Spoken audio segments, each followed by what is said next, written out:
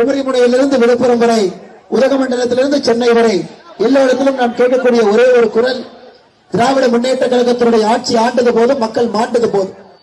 5 ஆண்டு காலமாக இந்த நாள் வேண்டும் வேண்டும் என்று காத்திருந்தோம். தேர்தலில் ஜனநாயகம் மூலமாக திராவிட முன்னேற்ற கழகத்துடைய ஆட்சியிலிருந்து அகற்ற வேண்டும். அனைத்து இந்திய அண்ணா திராவிட முன்னேற்ற கழகம் தலைமையிலான தேசிய ஜனநாயக கூட்டணி திரும்ப வரணும். பெண்களுக்கு, குழந்தைகளுக்கு எதிராக நடக்கக்கூடிய பாலியல் வன்கொடுமையை கட்டுக்குள் கொண்டு வர வேண்டும். சென்னையை பொறுத்தவரை தமிழகத்தினுடைய ஒரு அற்புதமான ஒரு தலைநகரம் என்று கஞ்சா அதிகமாக புழங்கக்கூடிய பகுதியாக மாறி இருக்கிறது. சென்னையில் இருக்கக்கூடிய திராவிட முன்னேற்றங்களுடைய அமைச்சர்களை பற்றியெல்லாம் உங்களுக்கு தெரியும். யாருமே மக்களுக்கு எதுவும் வேலை செய்யாம ஒரு காலி இடம் சென்னையில் இருந்தா கூட அதை பட்டா போட்டு ஜி ஸ்கொயருக்கு விற்பதில் மட்டும்தான் முனைப்பு காட்டுகின்றார். இங்கு இருக்கக்கூடிய மக்களுக்கோ மாநகராட்சியில அடிப்படை விஷயங்களை சரி செய்வதற்கோ திராவிட முன்னேற்ற கழகத்தினுடைய ஆட்சி 5 ஆண்டு காலமாக எந்த பணியும் செய்யவில்லை என்பது தாய்மார்களே உங்களுக்கு தெரியும். 511 தேர்தல் வாக்குறுதி கொடுத்து ஆட்சிக்கு வந்தாங்க 2021. அதுல முழுமையாக 70 வாக்குறுதி கூட நிறைவேற்றாம எனக்கு ஆட்சியை கழித்து வெளியே சென்று கொண்டிருக்கின்றார்கள். அது இல்லாம அவ்வளவு போய் பேசுறதெல்லாம் தாண்டி 2026 தேர்தலுக்கு மறுபடியும் 505 தேர்தல் வாக்குறுதியை திராவிட முன்னேற்ற கழகம் கொடுத்திருக்கின்றார்.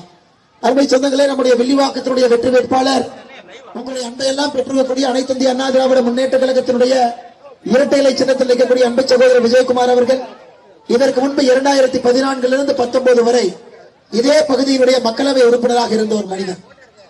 ஏழைகளுக்கெல்லாம் குரல் கொடுக்கக்கூடிய ஒரு மனிதர், கூப்பிட்ட குரலுக்கு ஓடோடி வரக்கூடிய ஒரு மனிதர். கடந்த முறை இதே வில்லிவாக்கத்தினுடைய திராவிட முன்னேற்ற கழகத்தினுடைய உறுப்பினராக யார் இருந்தார்? பேராசிரியர் அன்பழகன் ஐயாவுடைய பேரன் வெற்றியழகன் இங்க இருந்தார். யாராவது தேர்தலுக்கு பிறகு திமுக எம்எல்ஏ பாத்தீங்களா? யாருமே பார்க்கல. ஒரே ஒரு தகுதி, அன்பழகன் ஐயாவுடைய பேரன் என்பது மட்டும்தான் ஒரே ஒரு தகுதி. அதன் பிறகு அந்த வேட்பாளரை கழட்டி விட்டுட்டு அண்ணா நகரில் அட்டூழியம் செய்து கொண்டிருக்கக்கூடிய அண்ணா நகர் கார்த்திக் மோகனை கொண்டு வந்து இங்க நிறுத்தி இருக்கின்றார்கள். கார்த்திக் மோகனுடைய ஒரே ஒரு பார்த்தீங்கன்னா எப்படி பட்டா போடலான்னு அவருக்கு தெரியும். மற்றபடி அதை தவிர அண்ணா நகர் கார்த்திக் வெள்ளிவாக்கத்துக்கு எதுவும் செய்ய போவதில்லை. அருமை சொந்தங்களே, உங்களுக்கு தெரியும், தேர்தல் முடிந்த பிறகு அண்ணா நகர் கார்த்திக் மோகன் கிளம்பி அண்ணா நகருக்கு போயிடுவார். அவர் வெள்ளிவாக்கத்தில் உங்களுடைய அடிப்படை பிரச்சனையை சரி செய்வதற்கெல்லாம் இங்கே அவர் இருக்க போவதில்லை.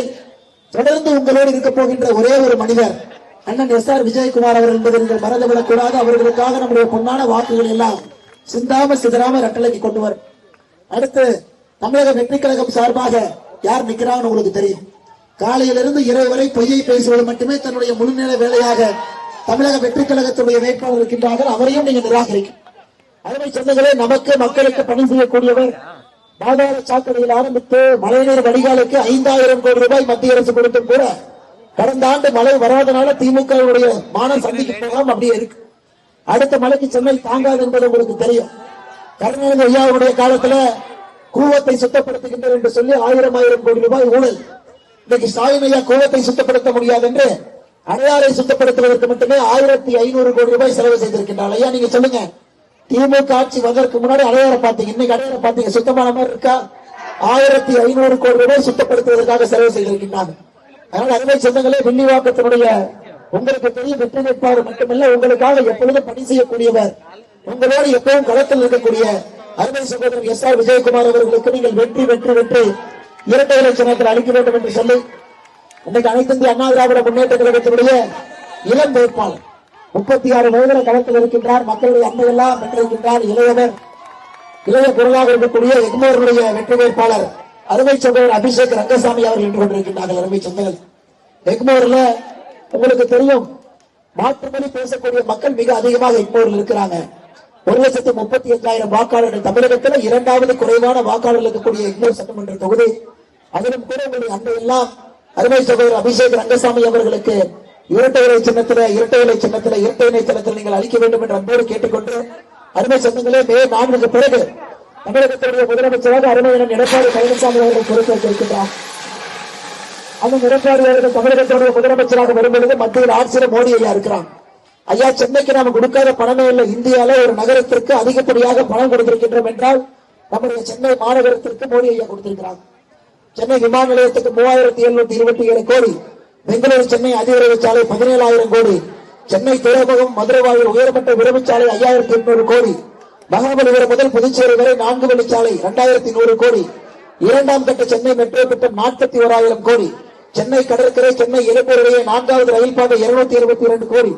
எண்ணூர் காமராஜர் துறைமுகம் விரிவாக்க திட்டம் 1200 கோடி. ஸ்மார்ட் திட்டத்திற்கு 490 கோடி முதல் கட்டம். இரண்டாம் கட்டமாக 800 கோடி.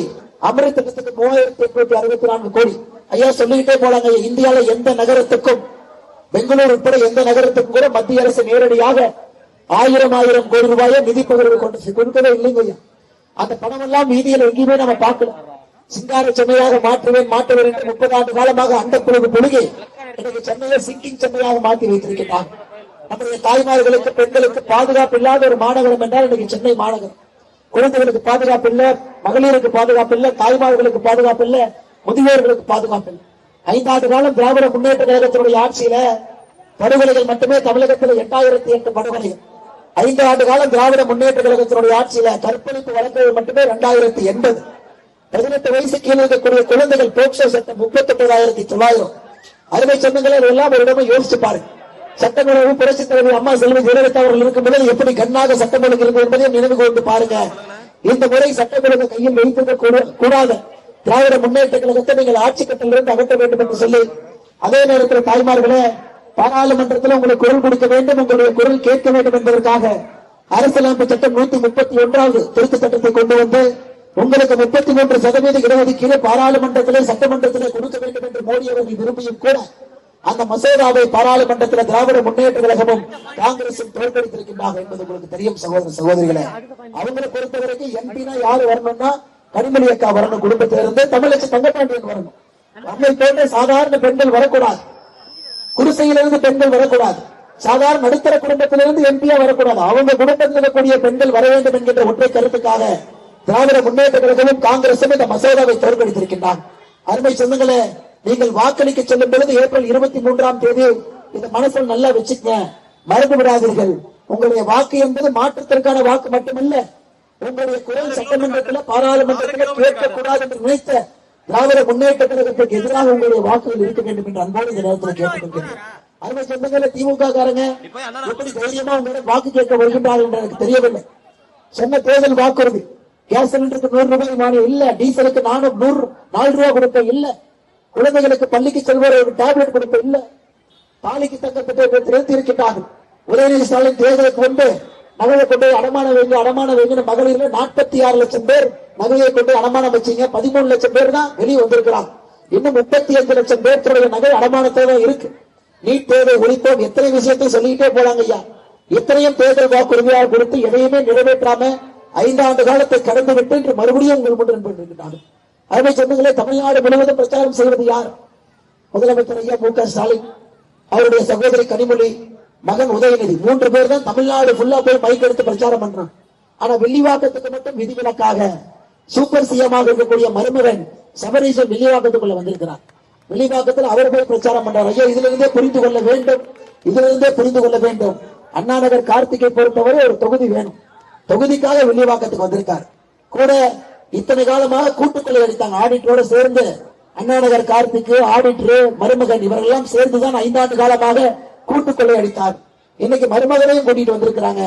எந்த காலத்திலும் கூட இவர்களை நீங்கள் நம்பக்கூடாது, இவர்களுக்கு உங்களுடைய வாக்கை கொடுக்க கூடாது என்று சொல்லி மறுபடியும் சுட்டரிக்கின்ற வெயில்ல மிக பொறுமையாக நின்று கொண்டிருக்கிறீர்கள். அதற்காக நன்றி கலந்த வாழ்த்துக்களை வணக்கங்களை தெரிவித்துக் கொண்டு, அருமை சொந்தங்களே, காலை 7 மணியிலிருந்து மயிலாப்பூரிலிருந்து வந்து கொண்டே இருக்கின்றோம். கொஞ்சம் தாமதமாகி விட்டது. அதற்காக என்னுடைய வருத்தத்தையும் மன்னிப்பையும் உங்களுக்கு கேட்டுக்கொண்டு, 2 வெற்றி வேட்பாளர்கள் அண்ணன் எஸ்.ஆர். விஜயகுமார் அவர்களுக்கு, 2 வெற்றி வேட்பாளர் அண்ணன் எஸ்.ஆர். விஜயகுமார் அவர்களுக்கு இரட்டை இலை சின்னம் வில்லிவாக்கத்தில், அதே போல இக்போர்ல அபிஷேக் ரங்கசாமி அவர்களுக்கு அற்புதமான வெற்றி வேட்பாளருக்கு இரட்டை இலை சின்னத்துல நீங்கள் வாய்ப்பு கொடுத்து இருவரும் கூட வெற்றியாளராக மாற்ற வேண்டும். ஒரு ஆட்சி மாற்றம் மே 4ஆம் தேதி அண்ணன் எடப்பாடி பழனிசாமி அவர்கள் நம்முடைய முதலமைச்சராக வரணும். மோடியை மேல இருக்காங்க, தேவையான நிதியை நாங்கள் கொண்டு வருகின்றோம். இழந்த பெருமையை தமிழகம் மீட்டெடுக்க வேண்டும் என்று எல்லோருக்கும் சொல்லி எல்லா நண்பர்களுக்கும் நன்றி தெரிவிக்கிறேன். அதுக்கு சொன்னீங்களே, நாளைக்கு சாயந்தரம் 5 மணிக்கு பிரச்சாரம் முடிந்தாலும் கூட நாளானைக்கு வரைக்கும் நீங்க ஆக்டிவா இருக்கணும். நம்முடைய தொண்டர்கள்லாம் திராவிட முன்னேற்ற கழகத்தினுடைய கடைசி நேர ஏமாற்று வேலைக்கு மக்கள் ஏமாந்து விடக்கூடாது. உன்னிப்பாக நீங்கள் கவனித்து 23ஆம் தேதி வாக்குச்சாவடியில் வாக்கு செலுத்தி வாக்கு பெட்டி செல்லும் வரை நம்முடைய தொண்டர்களுக்கு கடமை இருக்கிறது.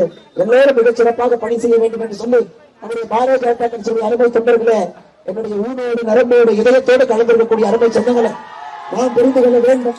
நம்முடைய கட்சி நின்றாலும் கூட அதை விட கூட்டணி கட்சிக்கு நாம் உயிரை கொடுத்து வேலை பார்க்க வேண்டும். அது கூட்டணியுடைய தர்மம். அது பாரதிய ஜனதா கட்சி எப்பொழுதும் அதை செய்யும்.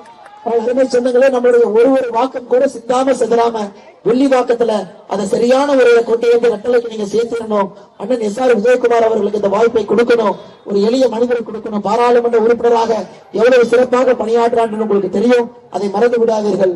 அதே போல எக்மோர்ல இளைஞருக்கு 36 வயது இருக்கக்கூடிய இளைஞர் இன்னைக்கு இந்தியாவே பாத்தீங்கன்னா 36 வயசு தான் சராசரியான வயது.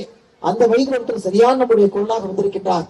அவருக்கும் எக்மோர்ல நீங்கள் வாய்ப்பு கொடுக்க வேண்டும் என்று அன்போடு சொல்லி வந்திருக்கக்கூடிய எல்லா சொந்தங்களுக்கும் என்னுடைய வாழ்த்துக்களை வணக்கங்களை தெரிவித்து அடுத்த 2 நாட்களுக்கு கூட கடுமையாக நீங்கள் பணி செய்ய வேண்டும் என்று சொல்லி அருமை சொந்தங்களே, மறந்து விடாதீர்கள், மறந்து விருந்து விடாதீர்கள். நம்முடைய வெற்றியை உறுதி செய்ய வேண்டும் என்று சொல்லி உரையை முடித்துக் கொள்கின்றேன். நன்றி, வணக்கம். பாரத் மாதா கி. உடனுக்குடன் செய்திகளை தெரிந்து கொள்ள சன் நியூஸ் பெல் ஐகானை கிளிக் பண்ணுங்க.